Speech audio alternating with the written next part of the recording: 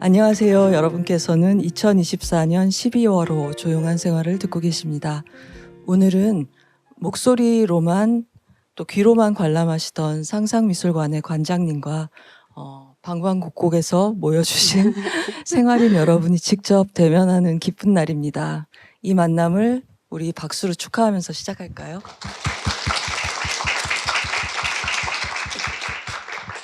그리고 오늘의 주인공 이진숙 선생님 어서 오십시오. 네, 안녕하세요. 태어나서 주인공 처음 하는 거라서 엄청 어색하네요. 근데 많이들 와주셔서 너무 반갑고, 네, 오늘 재밌는 시간 마련해 보겠습니다.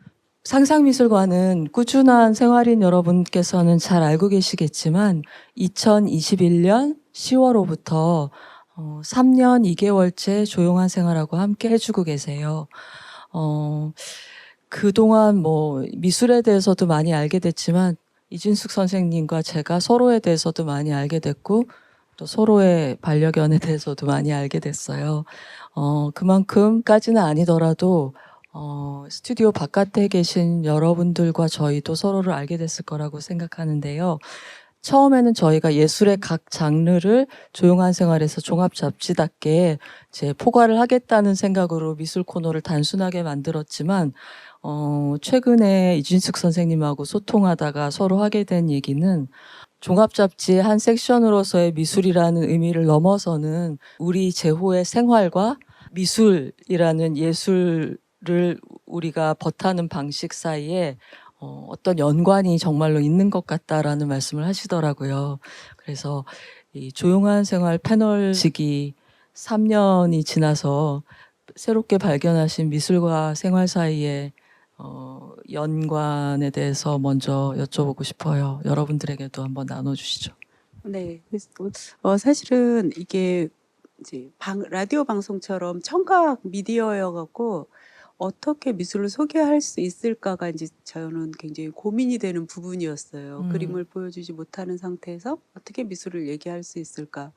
근데 방송을 이제 여러 회차가 거듭되면서 내린 결론은 뭐였냐면 생각보다 우리가 언어적으로 설명하는 가운데 서로 상상할 수 있고 그 상상이 만나는 어떤 지점이 있고 그리고 사실은 다들 바쁘시고 힘드시고 그러시잖아요. 그래도 이게 상상 속에 나만의 그림, 나만의 미술을 찾아가는 여정이 이 조용한 생활이 추구하는 어떤 삶의 본질적이고 좀 더 깊게 자기를 성찰하는 그런 과정과 좀 닮아간다 이런 생각이 들어서 저도 이 잡지에 조금 일조를 하는구나 그런 생각을 하면서 이제 3년 하니까 감이 좀 오는 것 같아요. 네. 근데 정말 누구나 그림 앞에서는 조용해지잖아요. 물론 친구랑 전시회를 가면 보면서 화가 험담을 할 때도 있고 그렇죠.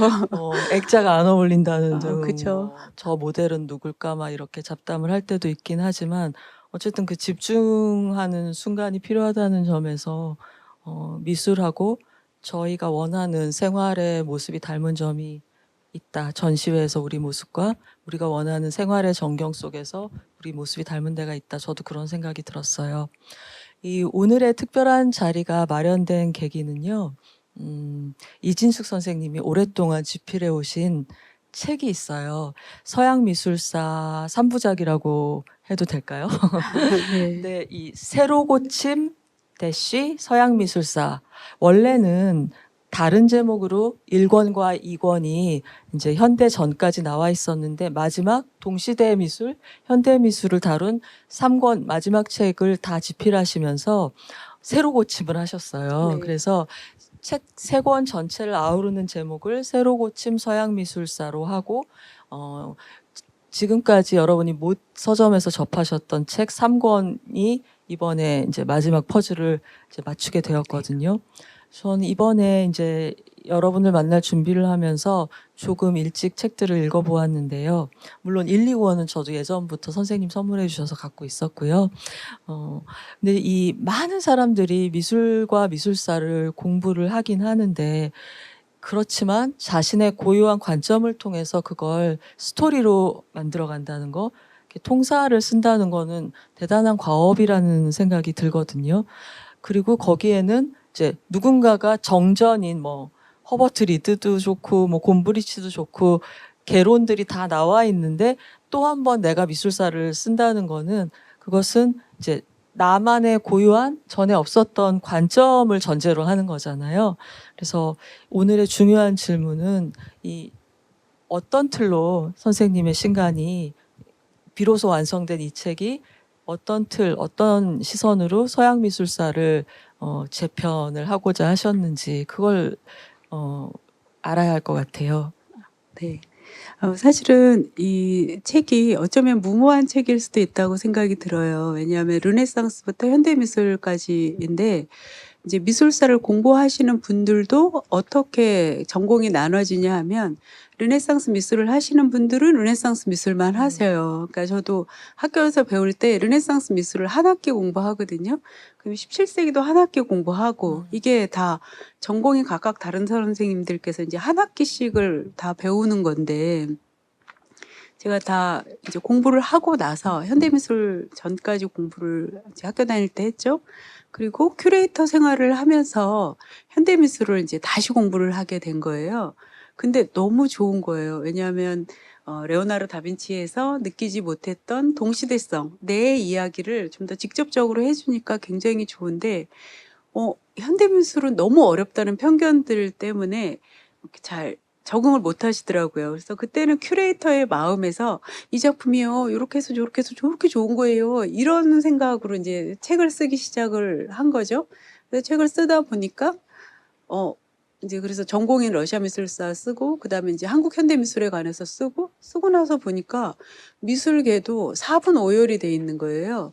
그래서 뭐 르네상스 공부 따로, 현대미술 공부 따로. 근데 제가 느끼기에는 르네상스 공부를 해놓지 않고 현대미술을 보면 한 반도 못 읽어내거든요. 왜냐하면 그 사람들은 그게 원래부터 문화였고 어렸을 때부터 쌓여있던 것들이어서요. 그게 아무리 현대미술을 해도 발현이 되게 돼 있어요. 그래서 그 심원을 보려면 이제 이걸 해야 된다 해갖고 미술사를 이제 동서로 나누고 고대와 현대로 나눠서 4섹션이 되잖아요. 그래서 이걸 공부하는 방법을 한번 찾아보자 해갖고 이제 미술사에 관한 책 읽기에 관한 책이 위대한 미술 책이었는데 그걸 쓰고 나니까 제일 미술사하고 근접한 역사가 없네 해갖고 이제 미술 시대를 멈춘 미술을 쓴 거죠. 근데 그걸 다 쓰고 나니까 그러니까 제가 쓰고 나니까 늘 깨달음은 다 하고 난 다음에 오는 것 같아요. 그래서 이거 역사하고 미술을 대입을 했는데 내가 알고 싶었던 거는 그렇게 역사와 미술의 1대1 대입이 아니고 프랑스 혁명이 언제 일어났고 그때 들라크루아가 이런 그림을 그린 게 중요한 게 아니라 이런 그림을 그리는 그 심정이 어땠는지 프랑스 혁명에서 뭐 누구의 목이 딱 떨어졌을 때 그 역사와 나는 어떻게 연루된다고 느꼈는지 그게 너무 알고 싶었던 거예요. 그래서 이 책이 시작이 된 거죠. 그래서 미술사지만 뭐 뼈대는 다 미술사를 갖춰 있지만 이 그림을 그릴 때 그 사람은 어떻게 생각했는가가 제일 관심사였고요. 그래서 사실은 모든 결론을 내려놓고 쓰지는 않고 쓰다가 보니까 어떤 결론에 이르렀냐면 사람의 모습은 우리가 만들어 온 거였구나. 지금 내가 생각하는 게 그냥 원래부터 주어져 있는 게 아니라 오랜 역사 속에서 형성된 생각의 일부였구나. 이런 생각을 이제 하게 되죠. 그래서 이 미술사지만 동시에 인간의 형성사로 생각하면서 글을 쓰게 된 거죠.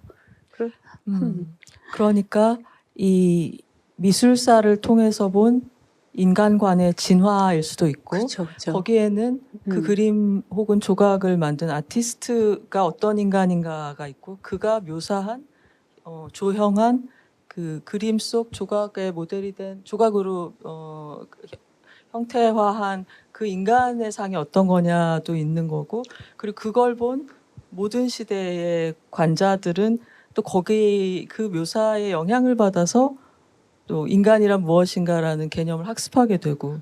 그렇죠. 그러니까 일종의 그러니까 미술 작품을 예술을 우리가 파인 아트라고 얘기를 하잖아요. 근데 그 말이 굉장히 멋있는데 어떤 오류가 있냐면 파인 아트라고 말을 할 때는 삶으로부터 예술을 떼내는 개념이 있어요. 그건 순수한 거니까. 근데 제가 느끼기에는 미술은 너무나 강력한 미디어인 거예요. 그러니까 미디어라는 걸 어떻게 우리가 체험을 하는 거냐 하면 제가 이제 나중에 요시토모 나라 얘기를 할 텐데요. 요시토모 나라는 저기 일본 북쪽의 시골에서 태어나서 굉장히 가난한 집에서 이제 살게 되는데요.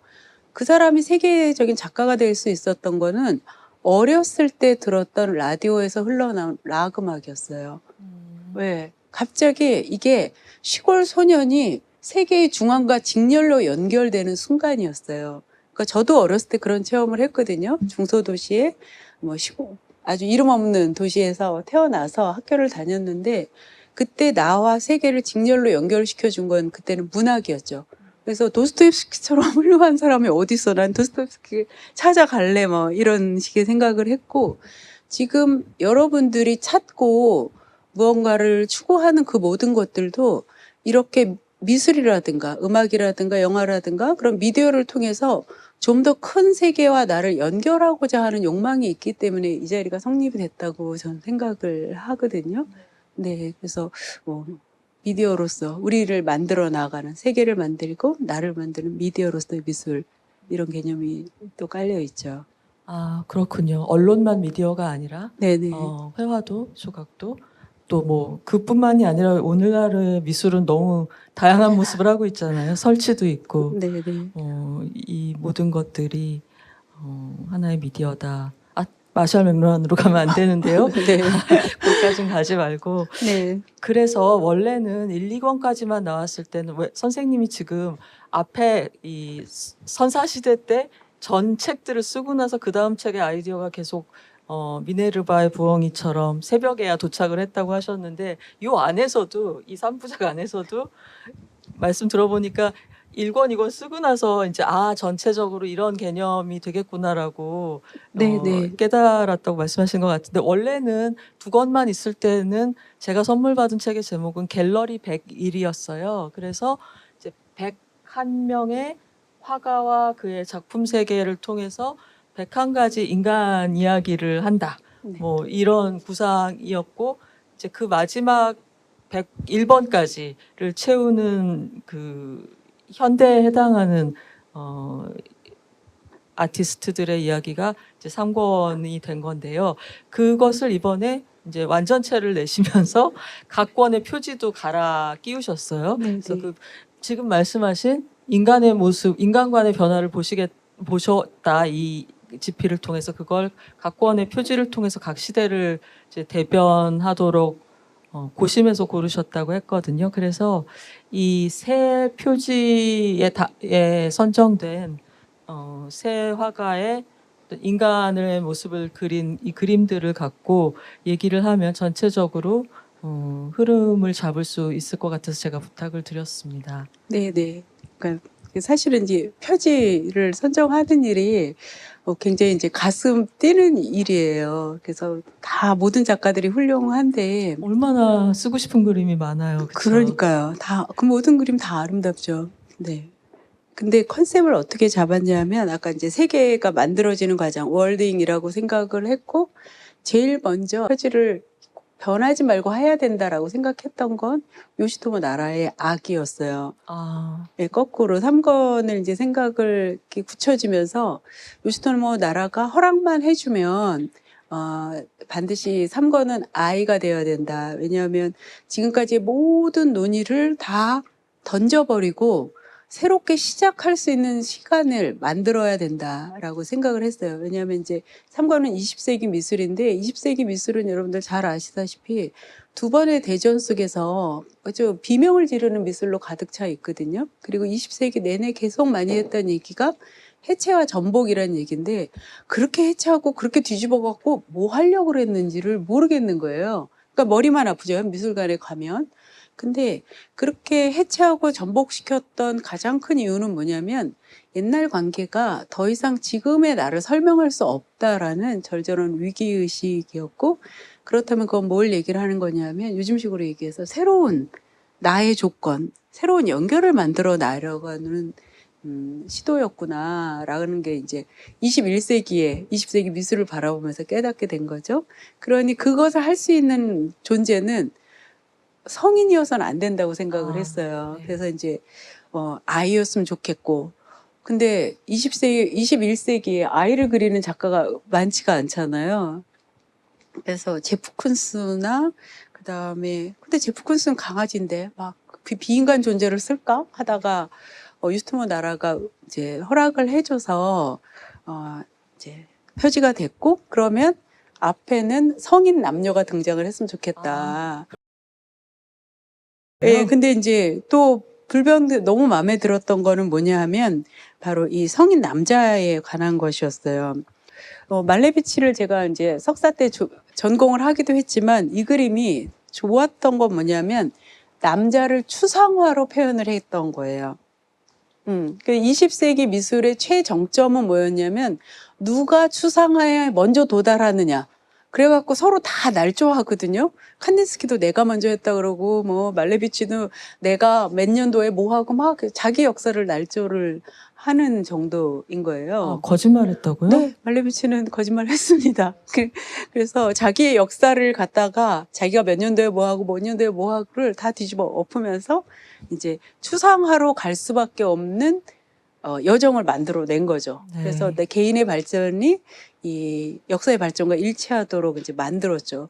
근데 그렇게 해서 추상화로 인물이 추상화에 도달을 했는데 말레비치는 이제 정치적인 이유로 다시 인간의 형상으로 돌아오긴 했지만 지금 보시는 것처럼 우리가 이 남자의 얼굴을 결국 알지 못하는 추상적인 존재로 남게 된 거죠. 단지 그림자만이 앞모습임을 이제 보여주는 거죠. 턱 그렇죠. 밑에 그림자. 네. 근데 이 추상으로 가는 길이 뭐였냐면 기하학, 그 다음에 이성 중심의 생각이었어요. 근데 이게 이제 사실은 기하학 이성은 그 르네상스에 주어져 있는 거고 그 근대적 발전의 끝이 그런 의미에서 추상화가 되는 거죠.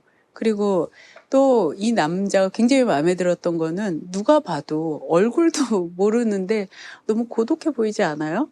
네, 너무 쓸쓸하게 텅 빈 들판에 서 있는 이런 세계를 다 짊어진 듯한 그런 모습인데 이 남자가 이렇게 등장할 수 있었던 많은 것들 중에 하나가 이데올로기의 등장이에요. 이데올로기라는 것도 20세기 초반에 아주 독특한 형상이고요. 이데올로기라는 거는 아들시대로 얘기처럼 주체를 호명하는 거거든요. 그래서 신분이라든가 그런 게 아니라 내 의지에 따라서 자기를 선택하는 거예요. 나는 이런 정치적 노선을 가겠다. 나는 이런 삶을 살겠다. 여기에는 누가 있냐면 아주 고독한 개인이 있게 된 거예요. 그래서 말레비치 하나만으로도 이 추상화, 그 다음에 고독한 개인, 그 다음에 이성, 기하학 이제 다 이야기할 수가 있는 거고, 그 다음에 이 19세기에 인류가 경험한 정말 놀라운 감정이 뭐냐면 나 고독한 거구나. 인생 너무 쓸쓸한 거구나. 근데 그 쓸쓸함, 고독을 이때는 예술가들이 자신들의 존재 조건으로 삼으면서 다 아방가르드가 되는 거거든요. 그리고 사실은 다 비슷한 애들인데 어떻게 생각하는 거냐면 길을 쓰고 고독을 찾아가요. 그게 뭐냐면 제가 마네편에서 썼던 것처럼 당신은 아무와도 닮지 않았어요. 그게 우리는 요즘 개성으로 알고 있지만 처음에는 예술가들에게는 그게 이제 아방가르드 예술가의 징후가 되는 거죠. 그래서 나는 더 개성 있게, 나는 더 개성 있게. 그러다 보니까 이제 어떤 그 선의의 피해자가 생기냐 하면 저희 같은 선의의 피해자가 생기는 거예요. 야수파 5년 뒤에 입체파, 1년 뒤에 미래주의, 그 다음에 갑자기 절대주의. 이 뭐 하는 거니? 막 이게 다 뭐냐면 나는 너와 다르다라는 생각인 거거든요. 그래서 이렇게 정해줬으니 이제 거꾸로 1권에서는 여성이었으면 좋겠다. 근데 여성은 어떤 사실 미술사에 가면 미술관에 가면 우리가 이제 야 진짜 못생긴 여자는 미술관에 들어올 수 없는 거야 싶을 만큼 너무너무 예쁜, 진짜 이 여자 이렇게 살았어? 막 우리 이제 삐뚤어지는 생각 들잖아요. 이렇게 예쁜 여자가 있어? 뭐 그런 생각이 들 정도로 미인들의 이제 대향연인데요. 이렇게 아름답게 이상화된 여인들이 등장할 수 있는 그건 뭘까? 그리고 지금 이 프리 콜렉션에 여러분들이 이제 가시면 이 앵그르 그림은 너무너무 아름다워요. 제가 책에서는 약간 비판적으로도 썼지만 그냥 그 자체로 너무 아름다운 그림입니다. 네. 그냥 데코름하다는 고전미의 표본 같은 그렇죠. 그런 작품이겠죠. 네, 네. 고전미의 표본, 그 표현이 딱 맞죠. 근데 이렇게까지 아름다운 여자가 존재할까? 그리고 우리에게 닿을 수 있었던 건 너무 퍼펙트한 그리기 방식이거든요. 근데 그리기가 퍼펙트할수록 미술사를 공부를 하면 인간을 퍼펙트하게 그리고 나면 어떤 인간이 등장하냐면 너무 불완전한 인간이 등장하는 거예요. 인간은 완벽한 아름다움이 없잖아요. 점을 그리고 주름을 그리고 고뇌를 그려야 제대로 인간같이 되는 거거든요. 그래서 완벽한 인간의 그리기가 드러낸 것은 인간의 불완전함이다. 오히려 모든 것을 그렸을 때 감추기에 더 급급한 시간들이 있었고, 지금 우리가 보고 있는 퍼펙트하게 아름다운 고전미의 표본이라고 얘기하는 앵그르의 그림이 그런 표본이 되지 않을까. 그래서 이렇게 세 명을 네, 뽑아봤습니다. 그러니까 앵그르의 그림이 표지가 된 일권은 르네상스부터 낭만주의까지를 이제 다루고 있고, 두 번째 책 말레비치 그림이 표지인 이 권은 라파엘 전파부터 표현주의까지. 네.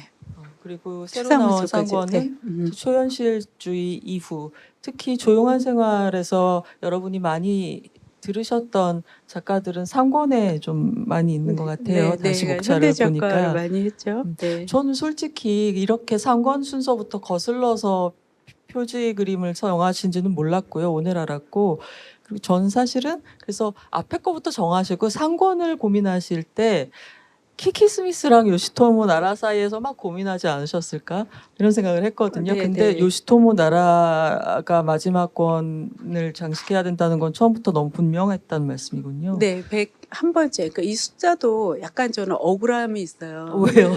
이게 101이라고 주어지니까요. 그러니까 100은 안 돼요.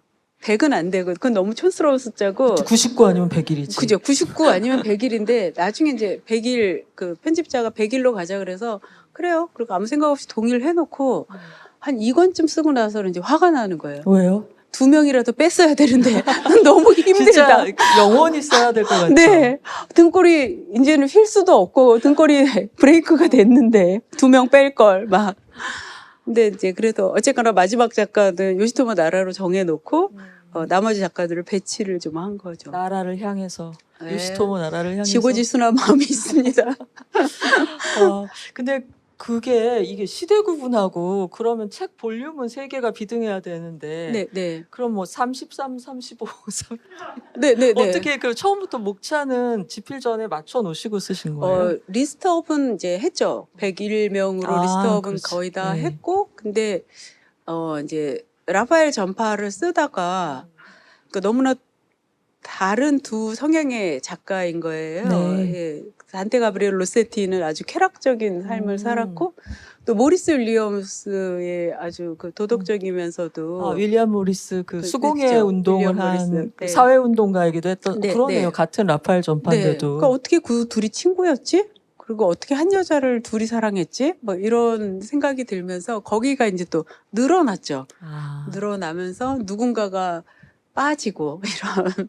누구예요? 누가 편집실 바닥에 버려졌나요? 현대 쪽에 오면 네. 굉장히 이제 비등비등한 작가들이 많아서 사실은 바바라 크루거하고 제니 홀저 같은 경우에는 따로 썼어야 되는데 3권에서 다른 개념 미술 작가들은 그런 부분들을 이제 합치고 또 한 명 합치면 안 되거든요. 한 칸을 만들려면 두 개가 합쳐져야 한 칸이 나오는 구조이기 때문에.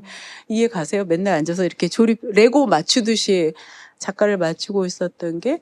그래서 바스키아를 풀로 다 썼다가 나중에 키스헤링 부분을 같이 합치자 해갖고 바스키아의 원고의 반을 이제 키스 에링이랑 같이 예, 하느라고 날려서 그때 좀 모두에게 미안했죠.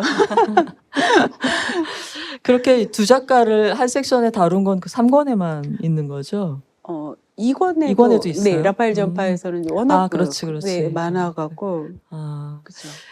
이 새로 고침이라는 이 제목에 담긴 의미를 내가 썼지만 너무 잘 구현했다라고 생각하시는 작가편 챕터가 있나요? 제가 쓰면서 이건 정말 잘 썼다라고 생각을 했던 말을 해도 갑자기 편집해 주세요. 나중에 악플 이 달립니다. 편집해 주세요도 저희 늘 스튜디오에서 나오는 대사. 그렇죠.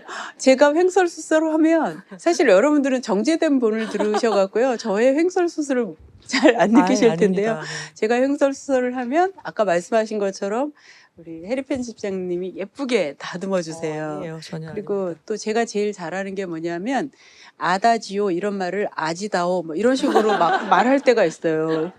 그리고 시간은 정해져 있는데 할 말이 많다 보면 머리가 돌아가는 시간하고 혀가 돌아가는 시간이 안 맞아서 다 아실 거예요. 이게 엇박자가 나서 근데 잘 정리를 해주세요. 그래서 없으면 나는 할 수 없다, 갈 수 없다 이런 거고. 근데 뭐 물어보셨죠? 새로 고침의 의미를 내가 잘- 썼지만 너무 잘 그쵸, 그쵸. 성취했다. 내 글을 통해서. 그게 화가의 재해석을 좀 잘했달까. 이런. 네, 그게 이제 만해 편 하고 만해, 네, 예. 그다음에 드가에서 제가 이제 권태라는 근대적 감정에 관해서 이야기를 할 때 그 부분이 좋았고 이제 주로 3권에 관해서 말씀을 드리면 프란시스 베이컨의 입에 관해서 쓴 거. 저도 정말 그 챕터 재밌게 읽었어요. 네. 그래서 최근에 우리가 이제 계엄 사태가 있었잖아요. 근데 그 2차 계엄을 두고 그 이제 또 한다. 근데 제가 보기에는 너무 밑에 있는 평범한 사람들이 명령 거부하고 그래서 그렇게 80년대식으로 그렇게 무식하게는 못해. 그랬는데 낙관주의자였어요. 근데 두 번째 담화를 하는데 웃으면서 등장을 하는데 딱 또 일을 벌이겠구나라는 느낌이 왔어요. 그리고 그러면서 순식간에 프란시스 베이컨으로 들어갔죠. 그래서 누군가는 막 지금 비명을 지르고 있는 이 상황에서 혼자 그것도 위정자가 혼자 웃을 때 얼마나 끔찍한 비명 소리가 세상에 넘치게 되는가를 하면서 그렇지. 내가 그 프란시스 베이컨의 작품을 개인의 차원에서도 그렇게 볼 수 있거든요. 그러니까 너무 고통스러워. 너무 아파. 비명 지르는데 아무도 그걸 이해 못 해주고 오히려 왜 비명 질러? 그러면서 오면서 상처가 이렇게 났는데 소금을 갖고 와서 막 소금 발라야지 너 낫는 거야. 그러면서 이렇게 소독해야 돼. 그러고 막 소독약 발라서 더 아프잖아요. 그러니까 비명 소리를 멈추게 하지 않고 오히려 가중시키는 그 여러 사건들 때문에 이제 개인적인 비명이라고 많이 느꼈는데, 그러니까 프란시스 베이컨은 시대로 그렇게 그렸지만, 그러니까 제 체험은, 근데 이번에는 시대와 개인의 체험이 너무나 일치를 했던 것 같아요. 그래서 그 입의 기간이라고 썼던 게 이제 마음에 들었고, 그 다음에 생각해보니까 마음에 드는 게 꽤 많네. 이런 오만을 어떡하죠? 그 다음에 이제 키키 스미스에서 이게 제가 이제 꼭 하고 싶었던 말이었던 것 같아요. 네. 이 두터운 현재라는 말.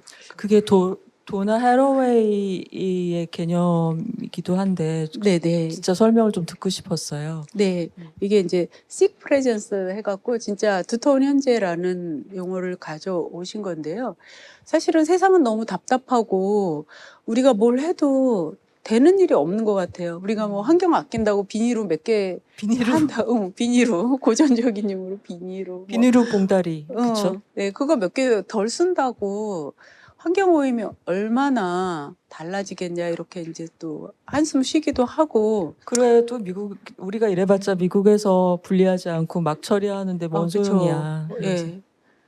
그러니까 그래도 이거라도 안 하면 또 어떡해. 네. 그러니까 막 거기서 갈팡질팡 했을 때 이 도나 헤러웨이가 굉장히 큰 힘을 줬어요. 그게 이제 이 두터운 현재라는 건데 어떻게 보면 안 변하는 것처럼 보이지만 우리는 현재가 우리가 이제 근대적으로 생각하면 시간이 어떻게 되냐면 점으로 표현이 돼요. 이게 데카르트적인 생각인 거거든요.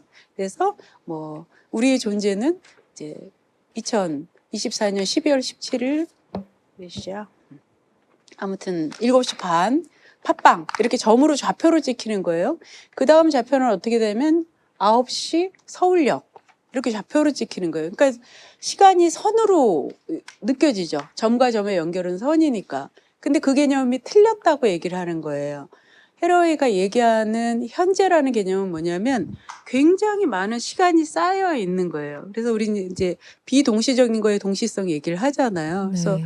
저는 한편으로는 예술적인 측면에서는 굉장히 아방가르드한 걸 추구하지만 또 생활에서는 갑자기 유교걸이 되기도 하죠. 그러니까 이 모순을 어떻게 설명을 할 거란 말이에요. 근데 그게 바로 두터운 현재 개념인 거예요. 내 안에 있는 여러 시간의 층들이 쌓여 있는데 그러면 이렇게 시간의 층들이 모순적으로 쌓여 있어서 되게 이상한 인간 이진숙이 되었는데 그러면 이게 의미하는 바는 뭐냐. 이게 미래를 어떻게 바꾸냐. 그래서 그 모순 속에서도 그래도 계속 움직이는 것들이 있다라는 거예요. 그래서 새로운 미래를 만드는데 그래서 우리가 이 두터운 현재 개념 속에서는 어떤 일들이 벌어지는 장으로, 필드로 이야기를 하는데 제가 여기서 이야기를 하면 또 여러분들이 제 얘기를 듣고 아, 그거는 이거 같아요. 라고 이제 얘기를 하면 제가 아, 맞아요. 그런 점이 있었어요. 라고 제 생각을 바꾸면 이게 현재가 계속 두툼하게 쌓이면서 더 큰 미래로 갈 수 있다라고 얘기를 하는 거예요. 그래서 우리가 맨날 보면 신데렐라 이야기 다시 쓰기, 무슨 이야기 다시 쓰기 있잖아요. 네. 그 다시 쓰기가 괜히 그냥 패러디하는 게 아니라 사실은 그 다시 쓰기에 던져보면서 이런 건 어떨까? 저런 건 어떨까? 하면서 미래를 만들어 나가는 과정이라고 이야기를 하더라고요. 그리고 나서 제가 이 키키 스미스를 뭐 그때 시립미술관에서 전시할 때 이제 그 작업도 참여를 했는데 그때 이제 도록에 네, 참여하셨었죠. 그래서 키키 스미스가 그때는 작가하고 글 쓰는 사람을 연결을 안 해주는 거예요. 자료만 던져주고 글을 쓰라고 그래서 근데 키키 스미스의 작품을 다 봤더니 이분은 도나 헤러웨이를 잘 읽으신 분인 것 같은 느낌이 오는 거예요. 그래서요. 네, 그래서 이제 도나 헤러웨이를 인용을 했어요. 그때는 이 실뜨기 개념을 이제 인용을 했는데, 서울시립미술관에서 전시하고 나서, 그 페이스 갤러리에서 이제 전시를 할 때 그 실뜨기 작품을 그때 봤죠. 그래서 일종의 이것도 신호를 보내주신 건가라고 생각을 했고, 네. 다시 작품을 보니까 지금 제가 이제 메인으로 뽑은 이 데이지 체인이라는 작품이 이런 거였구나라는 그 이제 오게 되는 거죠. 네. 그러니까 이 작품은 보시면 여러분들이 처음 해보시면 굉장히 충격적일 수 있어요. 이 작품이 시립미술관에 왔던가요? 아니요, 이 이건 작품은 안 안 왔죠? 왔어요. 예. 근데 이 작품들은 다 지금 미술관에 다 이제 중요한 미술관들에 다 소장이 되어 있고요. 그다음에 지금 보시면 체인으로 정말 데이지 체인이라는 게 우리 도봉산 암벽 등잔할 때 안전줄 같은 거거든요. 그래서 머리, 사지 이 부분. 근데 네. 사실은 우리가 미술에서 몸 얘기를 하면 제일 중요한 부분이 어디냐면 여기잖아요. 그래서 토르소라고 얘기하는. 네. 예, 요 부분이 가장 이제 많이, 유물로 많이 남아있는 부분이고, 거꾸로 팔다리는 다 떨어져 나가는 상태로. 그렇죠. 미로의 비너스 같이. 네네. 뭐 그래서, 사모트라스 니케 같이. 그쵸. 그래서 다 안 중요한 부분처럼 떨어져 나간 부분만 거꾸로 남기고, 토르소라고 말을 할 수 있는 그런 부분은 체인으로 연결을 해 놓은 거예요. 그래서 사실 이게 안전줄이기 때문에 저는 이 작품 보고 너무 많은 생각을 했어요. 우리가 맨날 나 자신이 되자 이런 얘기 얼마나 많이 해요. 근데 도대체 저도 나이가 엄청 많은데 나 자신이 된다는 게 뭐지? 이 순간이 뭔가 되게 못마땅한 순간들에 나는 내가 생각하는 나로부터 이렇게 또 벗어나 있었기 때문에 네. 이제 스스로에게 화가 나는 거잖아요. 그러면 이 나라는 게 정체성이 아니라 나라는 것을 유지하기 위한 어떤 인테그리티, 통합의 힘일 텐데 그게 뭘까를 늘 모르겠는 거예요. 왜 나는 내가 나를 견딜 수 없는 짓을 하는 나를 데리고 살지? 맨날 이런 복잡한 생각 속에 있다가 이 작품을 보니까 아, 이게 체인이구나. 어떤 때는 이렇게 던져진 것처럼 있다가 맞아요. 어떤 어떻게 때는 놓느냐에 따라서. 그쵸. 상황에 따라서 달라지는 거고. 근데 아직은 모르죠. 내가 되고 싶은 게 꽃인지 그냥 달리기 하는 사람인지 그냥 에라 모르겠다 하고 침대에 던져져 있는 상태인지는 모르겠어요. 근데 어쨌거나 모든 변화의 가능성을 생각하고 매일매일 실천해 보는 거. 이게 헤러웨이가 이야기한 두터운 현재고 이 데이지 체인이 말하는 게 아닐까 그런 생각이 훌륭하십니다, 들어요. 선생님. 뭐가 훌륭하죠? 훌륭하신 해설이십니다.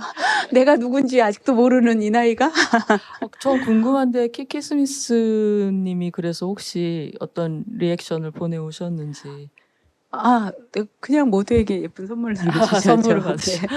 근데 네. 이 작품 보고 전 또 기억나는 건 네. 키키 스미스가 왜 뭐 이 3권에서 중요한 키워드는 몸의 부상이기도 하잖아요. 그쵸. 네. 근데 키키 스미스가 그 예전에 갤러리 미술에서 보여지지 않았던 그런 적이 없는 방식으로 여성의 육체와 그 안에 들어있는 것들을 조형화를 시켰잖아요. 그래서 그런 네. 작품 중에 이렇게 소화관, 그러니까 혀서부터 시작해서 내장에서 항문으로 연결되는 그걸 그쵸. 일렬로 쭉 빼서, 물론 책도 이용한 네, 작품도 네. 있지만 그렇게 인간을 연결된 이 네, 관으로 보여주는 그런 작품이 있었는데, 저거는 이제 형상적으로는 그와 비슷하지만 지금 말씀하신 것처럼 조금 더 정신적인 의미, 현대 생활의 속성에 관한 의미로 읽을 수가 있는 거네요. 그러니까 네, 그렇게도 읽을 수 형태적으로 있겠죠. 비슷한데 네, 약간 네. 이 해석의 관점이 달라질 수 있다는 게 재밌게 느껴지는데요. 여러분들 그 김혜리 기자님의 그림과 그림자라는 책도 읽어보셨죠? 제가 보기엔 그런 책 여기에는 없는데요? 아니요, 저는 이제 미술사 중심이다 보니까 약간 뼈대 중심인 게 있어요. 근데 정말 부러운 게 이분이 갖고 있는 이 섬세한 감각은 정말 이게 무책임한 뺏을 거죠. 수가 없는 거예요. 본인의 감각 세포가 너무나 섬세하셔갖고 늘 아닙니다. 부러워하고 그래서 있습니다. 체계가 없어서 그냥 그때그때 불현듯 떠오르는 잡념으로 어떻게든 녹음 중에 뜨는 말을 채워볼까 하는 그런 얄팍한 생각일 뿐이고요. 우리가 그러니까 이 새로 고침이라는 네. 새로 고침 그 관점에서 얘기해야 되는구나. 재밌게 쓰셨던, 만족스럽게 결과를 네, 네. 보신 얘기들 하고 있는데 너무 재밌네요. 또 조금 다른 3권에서 또 다른 얘기가 있을까요?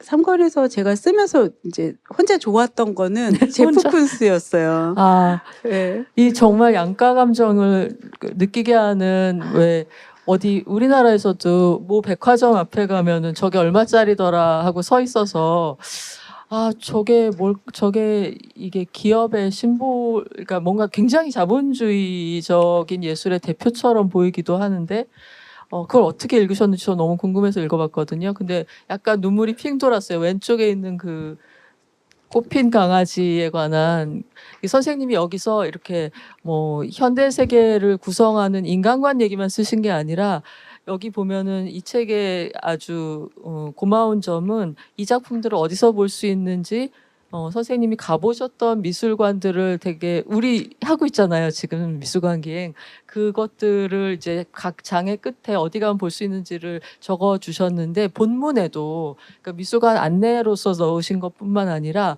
본문에도 그 미술관을 찾아갔던 길에 우연히 마주쳤던 사람들, 그리고 그때 지나가던 어떤 이미지들, 거기서 느꼈던 감상들을 작품에 관한, 그 인간관에 관한 글에다가 녹여주셨거든요. 그래서 그런 대목들은 거의 에세이처럼 보여요. 근데 그 에세이적인 부분 중에서도 제 심금을 당연히 울렸던 게, 뜻밖에도 제프 쿤스 섹션에 있었어요. 저는 제프 쿤스 섹션은 좀 냉담하게 읽을 줄 알았는데, 그래서 바로 저 옆에 있는 거대한 강아지의 이 꽃으로 만든 강아지 얘기를 써주셨거든요. 그래서 그 섹션도 예기치 않게 되게 인상적이었어요. 네, 네. 선생님. 저도 지프 쿤스에 대해서 사실은 원래 이제 근간이 됐던 원고는 되게 지프 쿤스에 대한 유명한 비판이 뭐냐면 그 제리 살츠가라는 이제 유명한 현대미술 비평가가 하신 말씀이거든요. 뭐 그래서 심한 욕인가요? 방송에 해도 될까요?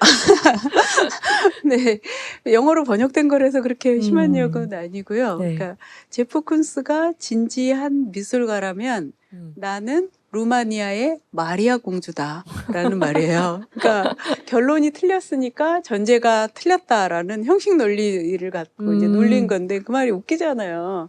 제프 쿤스 아니 야, 남자가 뭐 네가 보면 파리가 새다. 뭐 그런 얘기잖아요. 거죠. 예. 그러니까. 아니 제리 살츠 얼굴 보면 절대로 루마니아 마리아 공주가 될 수 없는 사람이거든요. 그래서 내가 그 문장을 읽고 아 나는 그러면 마리아 공주를 하신 분이 있으니까 마리아 공주의 동생이다 이렇게 말을 해야 되지 않을까 그렇게 생각을 했어요. 근데 워낙 이제 비중 있는 작가라서 사실 뺄 수도 없고. 네, 엄청 고민을 했어요. 제가 어떻게 쓸 수 있을까. 근데 이때는 정말 여행이 큰 역할을 했고요. 그 다음에 이제 어떤 상황을 경험하고 나서 그렇지. 지금 우리는 어떤 상황이냐면 우리가 계급으로 묶이는 것도 아니고 집단으로 이렇게 집단은 만들죠. 잠깐 참여해서 만드는데 우리는 다 고유한 개인으로 존재하는데 네. 개인이기 때문에 상처받고 개인이기 때문에 뭐 여러 가지 일들이 생기는데 아, 제프 쿤스가 소고하는 부분은 엄청난 자본도 있지만 또 한편으로서는 우리가 그 작품을 우리 갖지 말아요. 1200억씩 하는 작품 갖지 말자고요. 그렇게 결론 내립시다. 우리는 못 갖는 게 아니라요. 안 갖는 걸로. 그렇지만 뭐는 할 수 있냐면 감상하고 좋아할 수는 있는 거예요.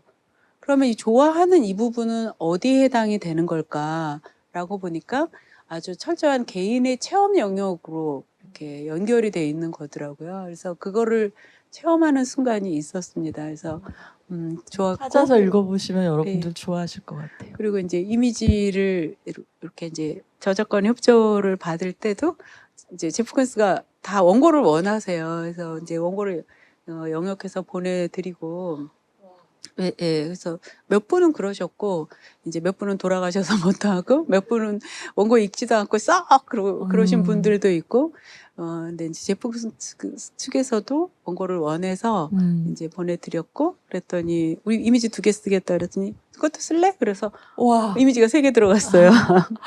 그래서 이런 얘기가 네. 정말 재밌어요. 네네. 그래서 이제 글이 마음에 들었나 들었구나. 보군.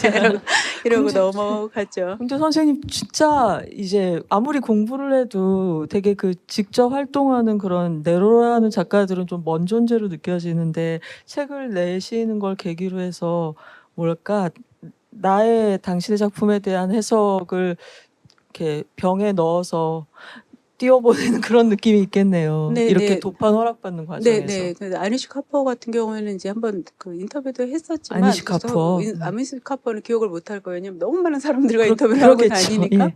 그래서 이번에 이제 글을 다시 써서 보냈는데 이미지를 제가 선택한 이미지가 아니라 똑같은 작품에 다른 측면을 찍은 이미지를 보내주셨는데 그 이미지가 제 글에 더 맞더라고요. 그래서 그 굉장히 글을 꼼꼼하게 읽으셨구나. 최고로 보람이 있었겠어요. 글 쓰시는 분으로서. 네, 그래서 처음에는 그 이미지를 쓰지 말라고 연락이 와서 뭐지? 막 뭐지? 덜컹했는데 결국은 보내준 이미지가 더 자리를 잘 잡아서 좋았구나. 그러고 그냥 나빴구나. 나쁘지 않았구나. 그러고 그냥 네. 내가 제일 잘 나가. 아니에요. 아니 그건 아니고 이렇게 편집해 주세요. 엄청나게 악플 달립니다. 전 세계 번 얘기하세요. 아니시카포 팬들에게요. 예, 뿐만 아니라 네가 뭔데 등등 해갖고 아주 불편하니까 꼭 편집해 주세요. 이 말도 편집해 주셔야 되는 거 아시죠? 그냥 웃고 말일. 네, 그래서 여러분들 읽을 때는 저도 독자이기만 할 때는 미술 분야 책에 대해서 그냥 뭐 똑같은 책인데 분야가 다르지 이 정도로 생각했는데 이걸 한 번 만들어 보면 저는 평생 딱 한 번 만들었고 전무후무하게 그게 막 처음이자 마지막일 거지만 이게 정말 다 같이 만드는 책이고 그 이미지를 허락받는 게 돈 문제도 있지만 이런 경우에 선생님 지금 말씀해 주신 것처럼 얼토당토 않는 글의 일러스트레이션으로서 내 작품 사진을 주는 걸 원치 않는 작가님들도 계신 그렇죠, 거고 그렇죠. 그래서 진짜 많은 사람들이 같이 만든 콜라주 같은 게 미술 관련 책이라고 생각하시고 그렇게 어렵사리 들어가게 된 이미지 하나하나도 책 문자 읽듯이 읽으면서 봐주시면 정말 좋을 것 같아요. 네. 그리고 또 여러분들도 들으시면서 꾸준히 들으신 분들은 느끼셨겠지만 약간 편애하는 작가가 있다고 느끼시잖아요. 키키 스미스도 그랬지만 또 데이비드 호크니가 또 못지않게 아, 그쵸. 심지어는 사랑하는 반려견 이름을 호크니라고 지으셨을 정도니까 아니 근데 애정이 식었나 봐요. 여기 호크니 이미지를 왜 안 갖고 왔지? 안 가져오셨 본것 같은데 네. 근데 이 뭐 도판이 없다 하더라도 호크니는 뭔가 아까 두터운 현재와 함께 저는 이 여기서 이 미술에 관한 이야기 속에 등장하는 개념 중에서 생활과 연관해서 데이비드 호크니의 세계를 바라보는 법이 가장 선생님이 강조하실 만한 현대 미술의 한 조각이 아닌가 싶었거든요. 네, 네, 맞습니다. 또 이렇게 우왕좌왕하는 저를 다시 본 궤도로 올려놔 주셔서 네, 제가 이제 여러 작가들에 관해서 그러니까 네. 글을 쓸 때는 그 작가의 삶으로 이렇게 들어가는 거잖아요. 이제 음. 깊이 들어갈 때도 있고 좀 깊이 못 들어갈 때도 있고 그거는 이제 편차가 있을 수밖에 없다는 거는 이해를 하죠. 근데 네. 제가 현대 미술을 좋아하고 난 이후로 수미일관 짝사랑을 하고 있는 작가가 호크니뿐만이 아니네요. 그 많은 작가를 짝사랑하지만 그냥 그중 하나. 네. 네, 네. 근데 호크니를 또 많이 이해하게 되는 게 뭐냐면 인용하고 그런 이유가 뭐냐면 그가 저에게 많은 답을 줬기 때문이에요. 그 답은 뭐냐면 아니 질문이 뭐였는데요? 그거부터. 이 20세기에도 그림은 존재할 필요가 있을까? 네네. 특히 구상화를 그리는 것. 막 20세기에 이미 막 진짜 미디어 아트도 등장하고 개념 미술 등장하고 설치 미술 너무 멋있고 막 우주관을 진짜 유니버스를 만들잖아요. 대지 미술. 네, 어마어마한 것들이 등장하는데 나는 왜 이 호크니 그림 앞에서 좋아하지? 내가 촌스러운 건가? 근데 그런 질문. 예, 나만 좋아하는 게 아니라 많은 사람들이 다 한꺼번에 좋아하고 있고 그는 매일 그림을 그리면서 본인이 또 좋아하고 있어요.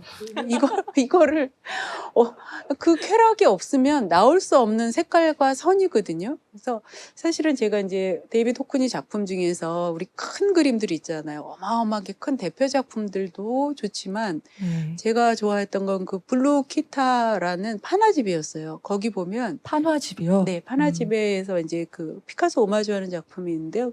거기를 그 작품을 제가 설명을 해드리면 이렇습니다.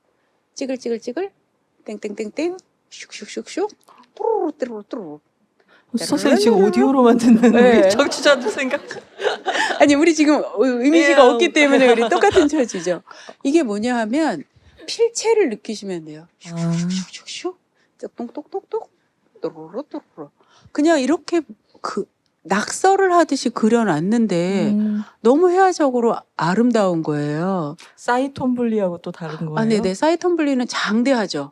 크죠. 장대하고 거기 뭔가 서사가 들어가고 뭔가 신화적인 뼈대를 갖추려고 엄청 낙선제 노력을 하는데 이거는 그냥 진짜 쾌감인 거예요. 쾌감이고 띵띵띵 하고 어떤 내용도 없고 어떤 형태도 없는데 그냥 필체만으로도 작품이 돼 있는 거예요.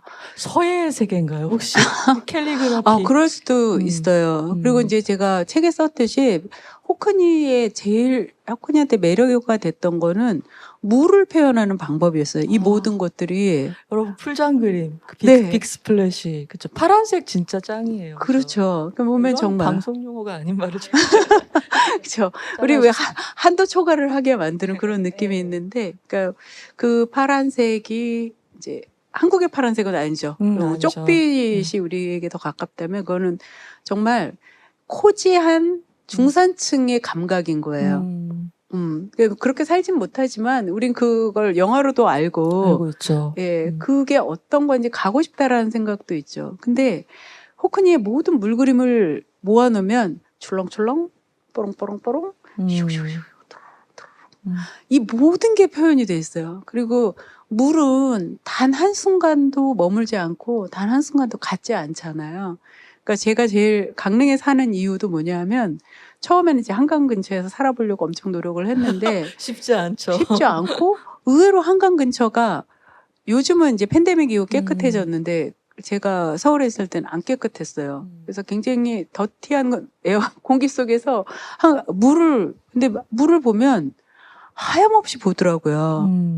아, 나 물을 왜 이렇게 보고 있지? 근데 이거 우울증 아니에요? 이거 막 뛰어들고 그런 거 하고 상관없어요. 그냥 물을 보는 게 그 무한한 변화가 너무 좋았던 것 같아요. 네. 그래서 바다를 보니까 이거는 더 장대한데 그런 물들의 움직임들을 제일 잘 표현한 사람이 호크니예요. 이렇게 물에 관해서 이제 누가 잘 그리냐 그러면 막 아마 미술사에서 난리가 날 거예요. 난리가 날 건데 그 느낌, 기쁘고 슬프고 행복하고 한 그 모든 물의 느낌들을 다 표현을 할 수 있었는데 그럼 이거 어떻게 가능하냐? 이 표현을 어떻게 가능한가라고 했을 때 호크니가 답을 주더라고요. 아이폭스다. 아이폭스. 예, 예. 이게 번역하시는 그 호크니의 전기를 번역하시는 선생님께서는 이거를 이제 황홀한 눈이라고 얘기를 했는데 굉장히 점잖게 번역해 주셨네요. 그분이 너무 점잖으세요. 네. 예. 그래서 이 아이폭스라는 말을 그대로 느끼시면 될 것 같아요. 그래서 이게 사랑하고 열정적이고 또 섹슈얼리티하고도 연관이 돼 있는 이런 굉장히 다차원의 감인데 그거를 모두 다 어떤 기관으로 하는 거냐면 눈으로 하고 있는 거예요. 아, 눈으로 바라보는 것만으로. 그리고 제가 이제 찬찬히 세상을 다시 보기 시작을 했는데요. 우리가 아름다움이 어떤 걸까라고 생각을 했을 때 아름다움이 뭐가 아름다운 것 같으세요? 아름다움이 뭘까요? 다 기준이 조금씩 다를 거예요. 그죠? 근데 아름다움은 뭐냐면 친근감인 거예요. 그래서 우리나라 예를 들어서 지금은 우리가 다 팔등신 미녀가 돼야지 아름답다라고 미남이 돼야지 아름답다 뭐 이렇게 생각을 하지만 개화기 초에 서양 사람을 처음 본 이 조선인들은 눈은 퍼렇고 머리는 누렇고 저 도깨비가 왔다고 그렇죠. 싫어했어요. 그럼 그때는 누가 미인이었냐? 약간 저처럼 넓적하고 눈도 가늘고 이렇게 생긴 사람이 미인이었던 거예요. 친숙한. 아무튼 친숙함이 기본이기 때문에요. 그걸 원리를 거꾸로 하면 어떻게 되냐면 내가 많이 바라본 사람이 아름다운 사람이에요. 그래서 세상에서 제일 아름다운 사람은 누구냐면 자기가 사랑하는 사람인 거예요. 제일 많이 보는 사람. 엄마일 수도 있고 뭐 자식일 수도 있고 남편일 수도 있고 여친이고 남친일 수도 있고 그리고 이제 또 바뀔 수도 있는 거죠. 그러고 나서 호크니 그림을 여러분들이 보시면 아, 이 나무하고 밑에 있는 수선화하고는 사실은 원근법적이나 무슨 회화의 논리에서는 맞지 않아요. 근데 매 순간을 바라보면서 짜집기를 하듯이 그림을 그려서 거대한 우주를 만들어 놓으니까요. 어떻게 되겠어요? 기품 한 조각, 기품 한 조각, 기품 한 조각, 기품이 모여서 엄청나게 커다란 기품이 되더라고요. 그래서 아, 이게 미술을 보면서 행복을 느끼는 그 원리구나. 그러니까 우리가 처음 보면 그림을 다 이해는 못하지만, 그러니까 그냥 한 그림의 작은 조각이라도 발견해서 사랑하기 시작하면 조각조각이 옮겨가면서 전체 그림에 대한 사랑과 이해로, 그 다음에 작가에 대한 사랑과 이해로, 미술사 전체에 대한 사랑과 이해로 이렇게 이제 커져 갈 수가 있겠죠. 그렇게 훈련된 눈은 실제 삶에서도 다른 걸 볼 수 있게 될까요? 저는 전시회장이라는 맥락을 떠나서도. 네, 네. 저는 그럴 수 있다고 생각을 해요. 제가 학교 다닐 때 제가 가끔 제 강의를 들으시는 분들에게 저희 시험 한번 볼까요? 이렇게 얘기를 하거든요. 그럼 다들 사색이 되시는데 어떤 시험이냐 하면 이제 이건 제가 학교 다닐 때 봤던 시험이에요. 예를 들어서 르네상스 한 학기 공부를 하면 중간고사, 기말고사가 있잖아요. 그때 그때는 슬라이드였어요. 슬라이드 100개를 선생님이 1시간 동안 보여주세요.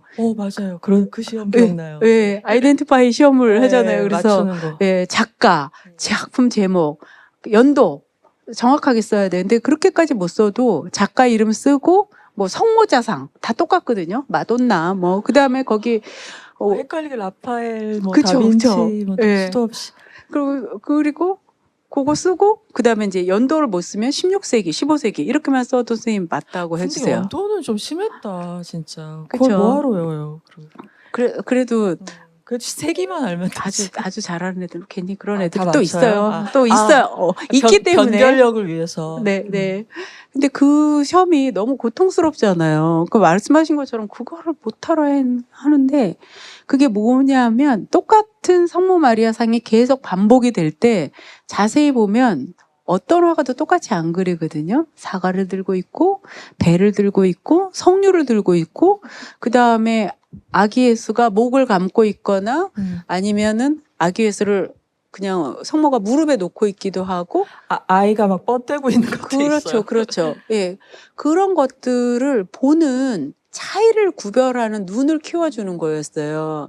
그게 이제 describing 묘사하는 첫 번째 단계이거든요. 그래서 그냥 암기해라 이게 아니었군요. 네네 판별하는 거예요. 그래서 그게 바로 이제 미적 감식력을 키워주는 훈련이었던 거예요.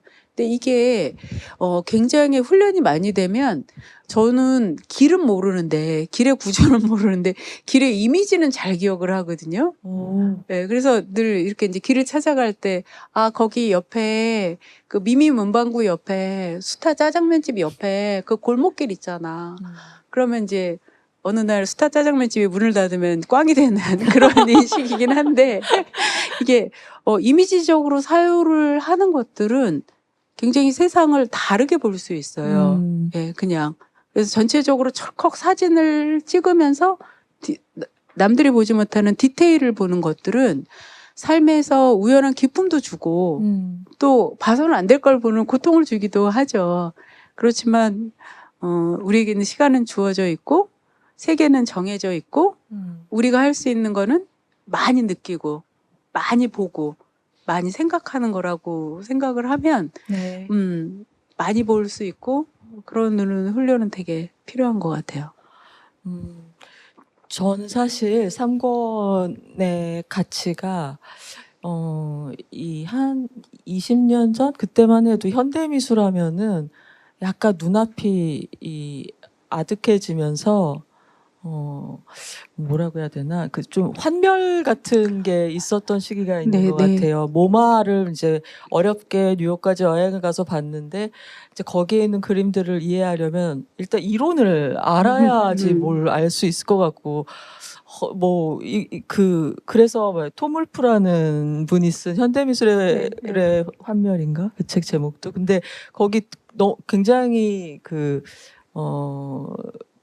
그런 걸 뭐라 그래야 되나 그 딴지 거는 문체로 쓴 글인데 그러니까 이 현대미술은 뭘 퇴출을 계속 시켰다고 하면서 처음에는 그 서사가 담긴 19세기적인 사실주의 그림에서 서사 제거 그 다음에는 피사체 사실적인 대상 제거 추상화되면서 그 다음에 3차원 제거 그 다음에 붓질이랑 물감 없애고 원래는 물감 두께 갖고 따지다가 그다음에 물감 없애고 그다음에 형태 없어져 구도도 없어져 색채 꺼져 그다음에는 이제 네모반 듯한 그 프레임 말고 딴 거 없어 그러다가 나중에는 이제 액자 벗어나서 벽에다 막 미술관 벽에다 그리더니 미술관 벗어나서 땅에다가 막 뭘 만들고 네네. 그러더니 궁극적으로 개념 미술이란 것까지 네. 나왔다. 그러고서 네.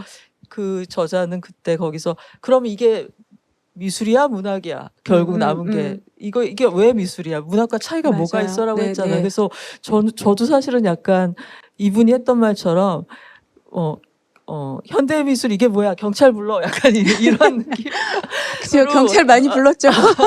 그런 조금 건방지고 섣부른 현대 미술에 대한 회의를 가졌다가 이 점점 더 실제로 미술관을 다니면서 현대에도 이렇게 구상화를 그리고 있는 사람들이 많고 천진난만한 작품들이 여전히 시도가 되고 또 미디어가 다채로워지면서 정말 그 예전에 개념 미술 그 이후가 엄청나게 많은 다양한 활동 화가들이 미술가들이 포기하지 않고 다시금 근원으로 돌아가는 작업들을 하고 있다는 걸 실제 미술관에서 안 유명한 작가들 작품을 보고 깨달아서 다시금 미술에 흥미를 느끼게 된 네, 케이스거든요. 네. 근데 그런 그 우리가 미술사 책에서 보던 그 작가들 이후에 왕성하게 활동한 작가들에 대한 현대미술 작가들에 대한 총집대성이 3권이고 그래서 그 3권을 보면서 진짜 그 다채로움에 되게 앞으로 볼 것이 많다는 그런 희망을 또 느끼게 되거든요. 근데 우리도 큰 전시가 제대로 큐레이션된 키키 스미스도 그랬고 호퍼도 그랬지만 정말 사람이 많잖아요. 네. 서울이든 네. 부산이든 강릉이든 좋은 전시라 그러면 모두들 정말 빨리 알아차리고 그렇죠. 네, 너무나 다 많이 얼리버드로 티켓 사시고 인스타그램에 막 네. 수도 없이 올라오고 네. 이런 걸 보실 때 어떠세요, 선생님? 그 현대 미술이 줄 수 있는 즐거움이나 이런 것 무궁한 즐거움들이 있는데 그게 좀 덜 알려지고 있다는 아쉬움도 있으실 것 같고 한편으로는 또 이 전시의 북적거림이나 우리 같이 갔었던 그 프리즈 네네네. 프리즈 프리즈였대요. 서울 네, 같은데 네. 몰려든 인파를 보면서 네, 또 네. 이렇게 양쪽의 감정이 있으실 것 같아요. 네. 현대미술과 독자 또는 이제 전시회 관람객들이 우리나라 관객들이 맺는 관계에 대해서 아주 가까운 거리에 있는 관찰자로서 어떤 생각을 하면서 이 책을 쓰셨어요? 그러니까 이제 제가 미술사 공부한 게 한 이제 30년 가까이 이렇게 되어 네. 가는데요. 제가 공부를 처음 시작했던 90년대에서 2000년대 초반만 하더라도 미술사 책이 기본이 되는 공간이 어디냐면 미국 모마였어요. 그래서 그때 모마를 가면 "헉, 내가 책에서 읽은 작품이 여기 다 있지? 했는데 거꾸로 모마를 근거로 해서 미술사를 책을 그렇구나. 썼던 거죠. 예, 예. 그 생각을 못했죠. 저 그러니까요. 그래가지고 이제 그때는 기력이 좀 있을 때잖아요. 그래가지고 수첩이랑 펜을 들고 가서 네. 모마에 드디어 왔어 이러면서 그쵸. 쓰려고 했는데 뭘 써야 될지 모르겠는 거예요. 제 수첩 영화를 네. 볼 때는 항상 쓸 게 많았는데 네. 현대 모던 아트 앞에서 내 수첩에 내 패드로 뭘 써야 될지 모르겠더라고요. 그래서 아까 같은 답답함을 그쵸, 느꼈어요. 그쵸. 근데 그 시기가 언제 지나가냐면 음. 2000년대가 들어서면서부터 이제 네. 모마가 표준이 아니게 된 거예요. 와. 이게 그러니까 역사인 거죠. 그때 가셔서 모마에 가서 보시면 그 마당에 있는 토니 스미스의 네모난 다이라는 작품부터 시작해서 그냥 아무것도 없는 미니멀리스트. 진짜 이런 거 막 이러고 이제 예, 어쩌라고. 그래서 그 세로줄 주로 긋는 분이 있고 가로줄 그렇죠, 주로 그렇죠. 긋는 프랭크 분이 스텔라, 있고 그다음 뭐 엘스 얼솔 켈리, 켈리. 뭐 다 그분들은 정말 엘리트주의에 빠져서 엘리트주의라고 얘기를 하잖아요. 네. 이제 그 관람객들하고 뭐 소통보다 형식 내적인 것들이 중요했고 미술사가 이제 그렇게 흘러가다가 이제 반성이 일어나요. 그러니까 그걸 현대 미술로 각인했던 세대는 좀 슬픈 거죠.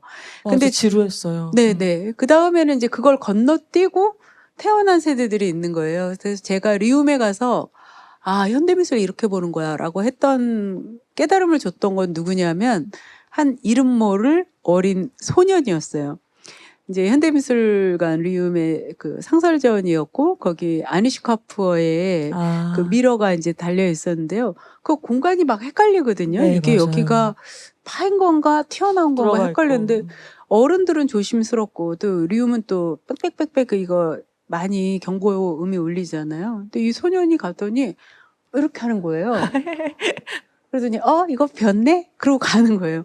너무 순식간에 벌어진 일이어서 거기 지키시는 분도 엄마도 저도 그러면 안 된다 소리도 다 끝났어요. 그냥 상황이. 그래서 제가 본 건 뭐냐면 현대미술은 작가들이 그렇게 용감하게 만들었던 거고 그렇게 몸으로 부딪히면서 배우는 거구나. 그 소년이 마우리치오 카탈란 바나나를 안 먹어서 얼마나 다행. 커서 먹은 거 아닐까? 네. 그래서 이게 현대미술을 처음 만나는 그 순간이 모두에게 달랐던 것 같아요. 근데 그 각인된 효과가 달랐고 아까 말씀하신 것처럼 우리에게 너무 깊은 환멸을 줬던 그 세대, 그러니까 미국 미술 30-40년이 이제는 이제 역사가로 봉인이 됐죠. 그렇군요. 예, 그리고 이제 2000년대가 되면서 사실은 더 독한 사람들이 등장을 한 거죠.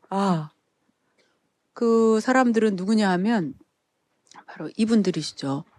YBA. 마크 퀸. 네, 마크 퀸. 그 해골, 피, 정말 몸의 언어로 이 시대는 진짜 몸의 시대구나라고 얘기했던 그런 작가들이 등장을 하면서 차라리 아무것도 안 보는 게 낫겠다 싶을 만큼 유혈랑자한 작품들이 이제 들어오게 되는 거죠. 저는 저 작품에 여러 개가 있잖아요. 네, 네. 저 작품 중에 한 점을 심지어 어디서 봤냐면 런던의 내셔널 포트레이트 갤러리에서 봤거든요. 네, 근데 맞아요. 여러분 아시지만 내셔널 포트레이트 갤러리는 이제 미술관들 중에서도 굉장히 대중적이잖아요. 우리가 아는 셀럽들 초상화 여왕님도 맞아요. 있고 네, 네. 엘튼 존도 있고 그러니까 진짜 보기 어려운 그림이 하나도 없고 유명한 사람들과 그의 실내 반려동물이 있는 진짜 예쁜 엽서 같은 그림들, 영화 배우를 그린 그림도 있고 그거를 쭉 보다가 갑자기 저게 너무 놀라셨겠다. 심지어 캡션을 읽어봤더니 아티스트의 피다 이거는 믿어지지가 않죠. 그렇죠. 그래서 그 본 그 미술관 자체가 그런 그죠. 온건한. 예, 온건한 미술관이었기 때문에 저한테 정말 잊을 수 없는 작품이거든요. 네, 근데 네. 저게 또 한 점이 아니더라고요, 선생님. 그러니까 5년마다 네. 이제 뽑아서 하고 계시니까요. 그러니까 이렇게까지 우리가 이제 몸을 대상으로 삼았잖아요. 팔등신으로 만들고 매끈한 피부로 그리고 아름다운 포즈를 취하게 하고 했는데 이제는 여기에는 어떤 자기 연민이라든가 자기 미화라든가 나르시시즘 같은 게 1도 없는 거예요. 그냥 피하고 그냥 이렇게 본을 뜯는 거에 네. 피를 채워 넣는 거니까요. 그러니까 이런 직물성, 너무나 노골적인 자기 현실 이런 것들 때문에 이제 우리가 또 환멸을 확 느낄 수가 있는 거죠. 감성적으로. 좀 예술이 그래도 좀 아름다운 척도 좀 해주고 뭔가 미적인 기준하고 맞아주면 이만큼이라도 해주면 안 될까 싶은 생각을 하는데 그런 거 없이 그냥 훅 들어와서 이게 셀프 포트레이트도 아니고 셀프 그냥 나 자신이야 라고 그냥 던지는 거죠. 그러니까 이 작품 앞에 서면 도대체 나는 뭘까? 나를 설명할 때 우리 이제 뿔뿔이 흩어진 나를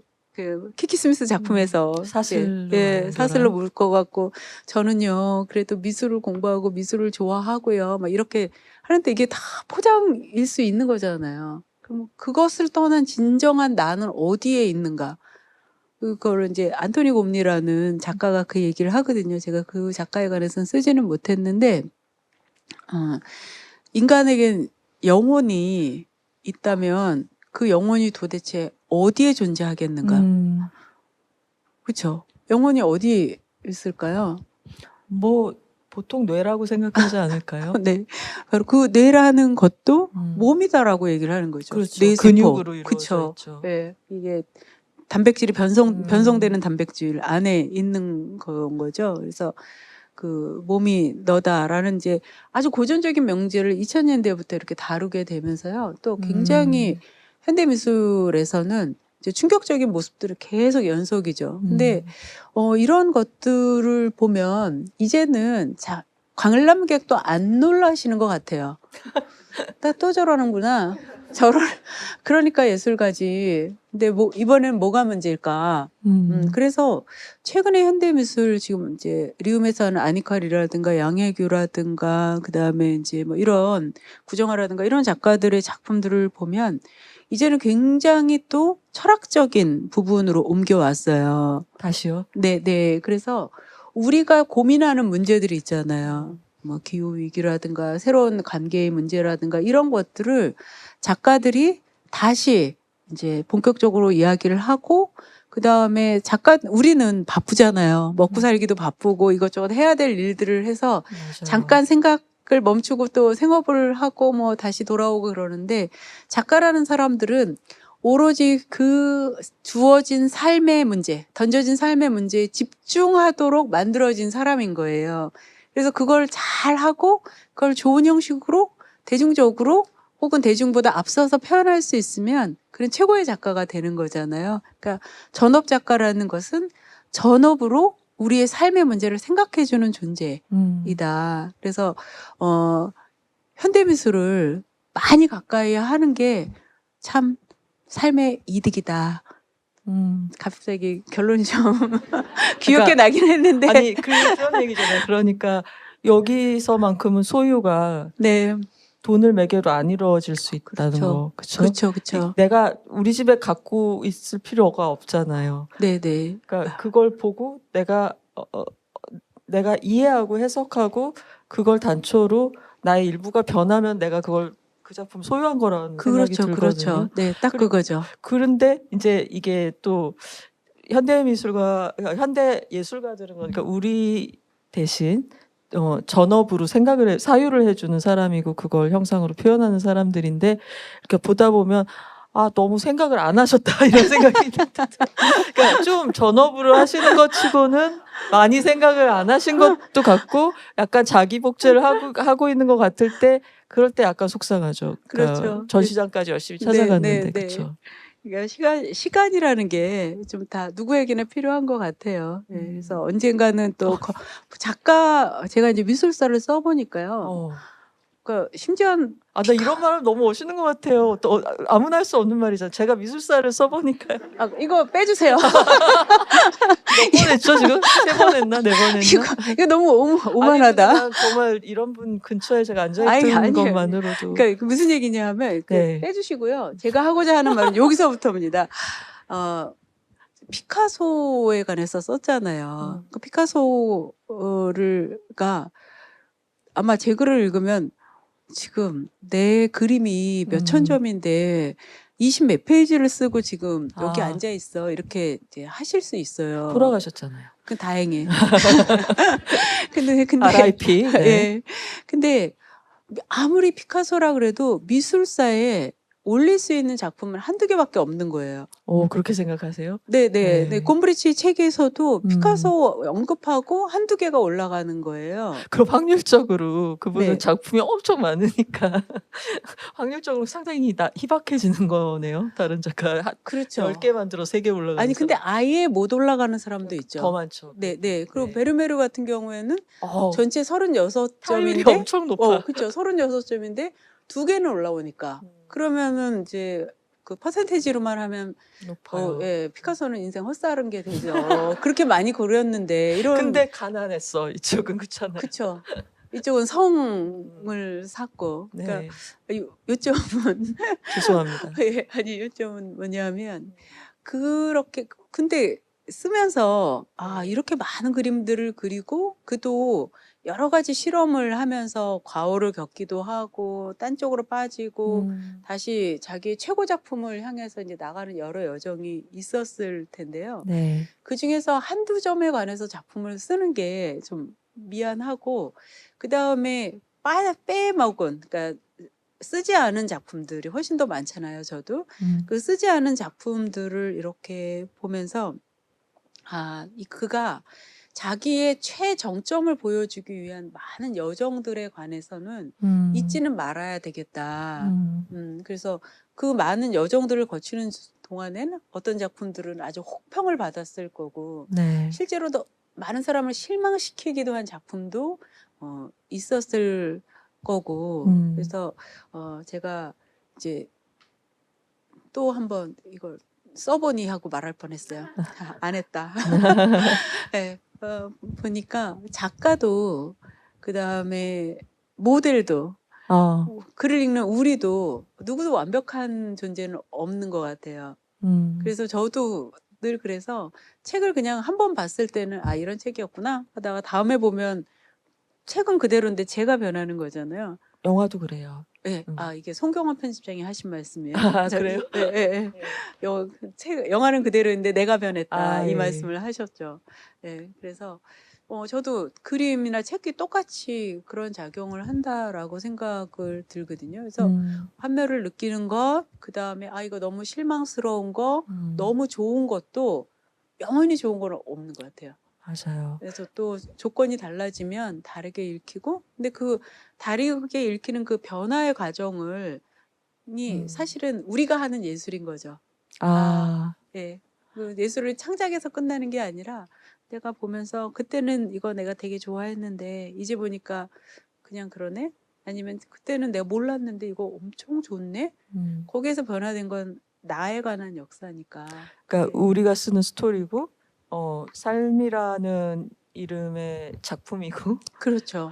뒤샹 챕터에 보시면 그분은 어느 순간 작품을 공개 안 하고 약간 존재미학을 추구하신 것처럼 네, 서술해 네. 주셨더라고요. 네, 네. 아, 근데 그렇죠. 꼭 뒤샹만 존재미학을 추구하려는 법은 없으니까. 그렇죠. 그렇죠? 예, 제가 제일 그 얘기를 안 했네요. 네, 제일 좋아하고 만족하시는 네, 네, 장이세요. 네. 3권이 아주 백미네요. 그죠? 최근에 써서 기억이 많이 나는 것 같아요. 자, 이렇게 뭐 이런저런 책을 중심으로 우리 미술관 기행 하던 걸 잠시 멈추고 여러분을 만난 김에 책을 중심으로 이야기를 나눠봤는데요. 오늘 이 시간을 통해서 선생님이 인용하신 것처럼 점점 이제 예전에는 인생은 길고 예술은 짧다였다가 인생은 짧고 예술은 길다가 됐다가 요즘은 인생도 짧고 예술도 짧다가 그쵸. 됐다고 네. 그러셨는데 저는 그냥 조용한 생활에 우리 상상미술관 코너가 특히 여러분의 그 귀 기울임을 통해서 인생도 길고 우리가 접하게 되는 예술도 길게 만들어줄 수 있으면 엄청 행복할 것 같거든요. 그런 약속 아닌 약속을 얼굴 뵙고 할 수 있는 기회가 돼서 너무 좋았다는 것이 저의 마무리 인사이고요. 선생님은 와주셔서 너무 감사하고요. 그게 그럼요. 제일 크고 많이들 행복하셨으면 좋겠어요. 그러면 그러니까 제가 이제 미술 얘기를 막 하고 그러면 먹고 살기도 힘들어 죽겠는데 무슨 그래서 뭐 여행도 이제 뭐 갈만하니까 가는 거지 약간 이제 약간 이런 식의 말씀도 있는데요. 그 말씀도 다 맞는 거죠. 근데 저는 제가 예술이 저한테 가르쳐 준 가장 큰 거는 뭐였냐면 너에게 주어진 삶이 전부가 아니다라는 거였어요. 이렇게 아름다운 세계가 있다. 그러니까 내 삶은 너무 비루한데 그래도 그게 전부가 아니다. 이 예술도 너의 삶의 일부가 될 거다. 그러니까 그 갭이 있으면 언젠가는 좁혀지는 순간이 올 수도 있다. 주어진 게 전부가 아니다. 그 생각이었거든요. 언젠가 아니고요. 순간 수시로 있다가 사라졌다 그죠. 그런 것 같아요. 그죠. 그 순간이 언제 결승점으로 있는 게 아니라 자주 맞아요. 있고 네. 중간중간 있어요. 맞습니다. 네, 그래서 많이 예술, 미술, 뭐 영화 그리고 조용한 생활 사랑해 주시면 감사하겠습니다. 네, 아무튼 감사합니다, 여러분.